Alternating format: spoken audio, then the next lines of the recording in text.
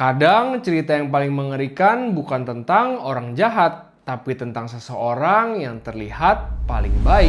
Kali ini gue bakalan cerita tentang seorang ibu yang dianggap penuh pengorbanan, sampai semua orang percaya kalau dia melakukan segalanya demi anaknya.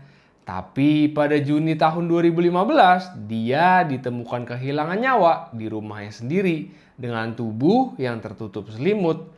Lalu anaknya yang selama ini dikenal sakit parah dan selalu pakai kursi roda, hilang. Semua orang panik dan mengira kalau dia diculik. Tapi kenyataannya ternyata jauh lebih mengejutkan. Gypsy Rose lahir di Louisiana pada tahun 1991. Sejak bayi, ibunya yang bernama Didi udah bolak-balik bawa dia ke rumah sakit.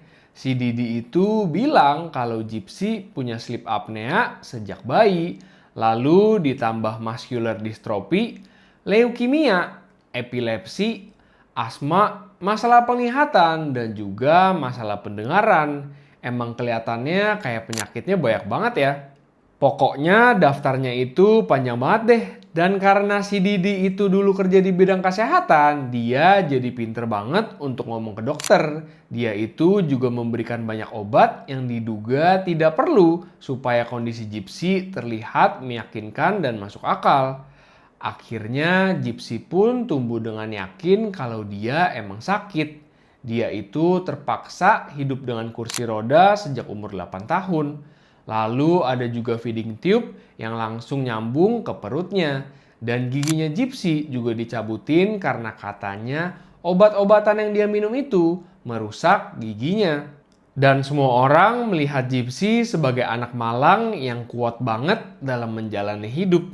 Tapi kenyataannya dia itu bisa jalan. Dia nggak butuh feeding tube.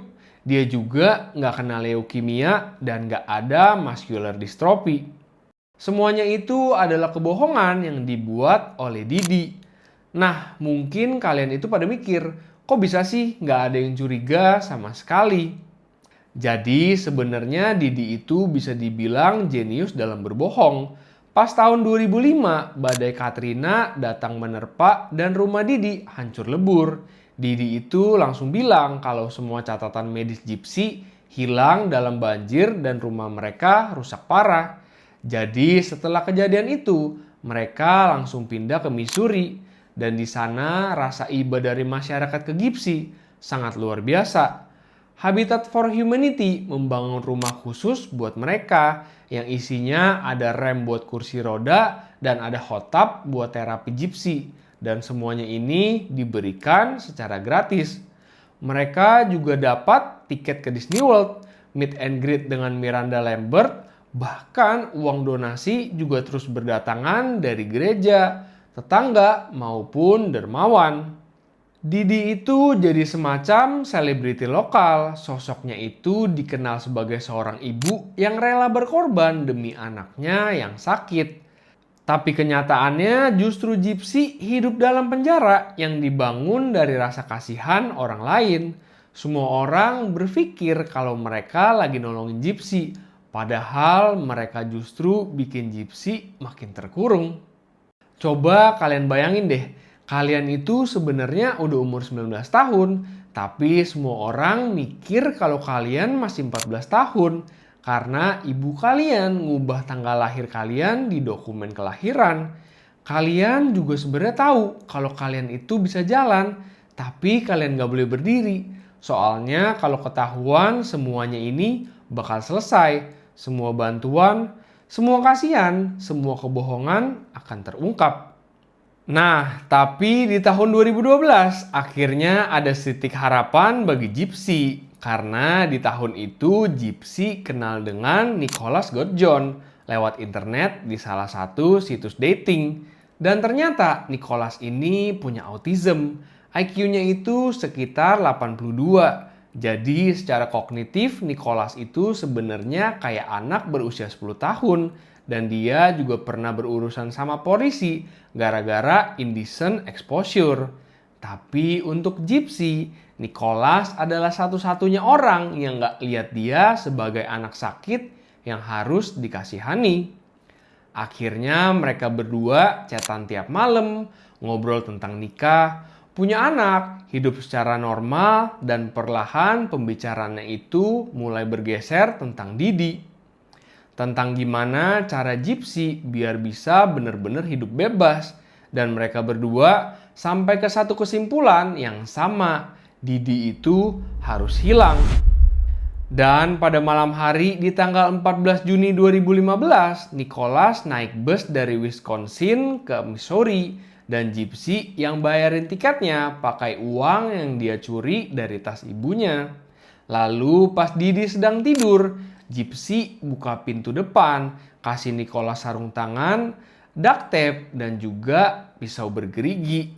Lalu dia masuk ke dalam kamar mandi dan menutup telinganya. Setelah itu, akhirnya Nicholas pun masuk ke dalam kamar Didi dan dia langsung melakukan aksi sebanyak 17 kali. Dan Gypsy dan Nicholas pun lanjut begitu. Lalu mereka juga ambil $4.000 dari rumah dan kabur ke Wisconsin. Beberapa jam kemudian ada postingan muncul di Facebooknya Didi yang menyatakan kalau Didi sudah kehilangan nyawa. Semua tetangga itu langsung panik dan mereka berpikir kalau Gypsy diculik. Karena kursi rodanya Gypsy masih ada di rumah dan obat-obatannya juga masih lengkap. Tapi begitu polisi lacak IP address dari postingan itu, mereka menemukan Gypsy berada di Wisconsin bareng Nicholas. Dan begitu Gypsy mulai bicara, dunia itu langsung berbalik. Kini semua orang tahu kalau Didi punya gangguan bernama Munchausen Syndrome by proxy yang sekarang disebut sebagai factitious disorder imposed on another. Intinya Didi itu sengaja bikin anaknya kelihatan sakit buat dapetin perhatian, simpati, dan juga uang. Selama 23 tahun, Gypsy ini terpaksa melakukan operasi yang sebenarnya nggak diperlukan. Dia itu juga meminum obat-obatan yang merusak tubuhnya dan melakukan isolasi total dari dunia luar.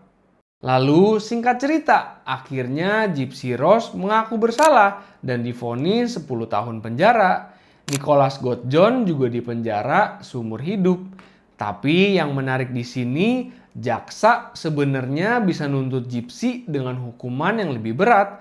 Tapi dia nggak melakukan hal itu. Karena dia bilang kasus ini extraordinary dan unusual.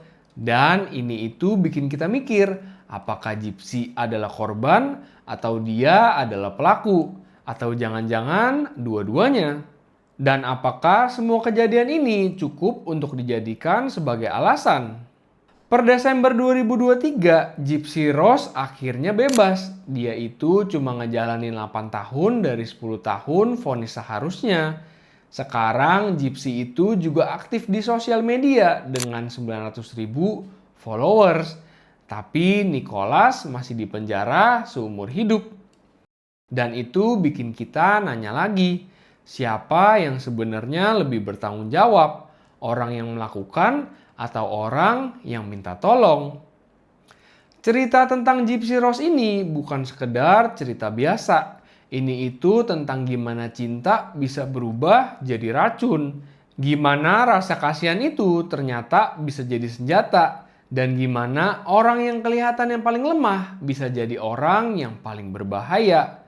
Tapi yang pasti itu kita nggak pernah tahu penjara macam apa yang sedang dijalani oleh seseorang. Coba deh tulis pendapat kalian di kolom komentar. Menurut kalian Gypsy itu korban atau pelaku? Atau jangan-jangan dua-duanya? Thank you banget guys buat kalian yang udah nontonin video gua sampai habis. Don't forget to like and subscribe guys. Sampai jumpa di video selanjutnya. Bye!